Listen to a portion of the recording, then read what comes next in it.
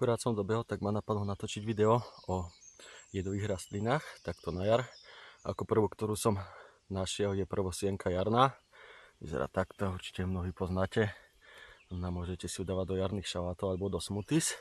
A takto, keď ste vonku, tak z nej môžete zobrať vlastne kvietok a zjesť. Má takú príjemnú, trošku sladkastú chuť. Samozrejme všetko s mierou, keďže je to liečivá rastlina, aby vám to nejakým spôsobom neuškodilo. Takže vždy si treba prečítať, čo ako môžete konzumovať. Hej? Ďalej je tu kyslička, to tiež určite mnohí poznáte. Vyzerá takto.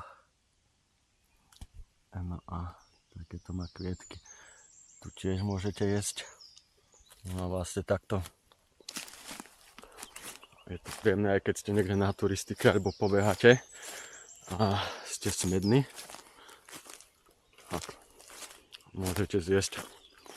Má to takú kyslastú chuť, veľmi príjemnú, tak môžete dávať do šalátov. No a keď to zjete alebo vlastne rožujete, tak v ústach sa vám spustia sliny a takýmto spôsobom trošku ako keby sa dokážete aj hydratovať alebo spríjemnú tú chuť, aby ste sa necítili smední, ale toto tiež s mierou, pretože akože mne sa to ešte nestalo, ale keď tej kysličky veľa zjete. Ďalšia rastlina je žihľava.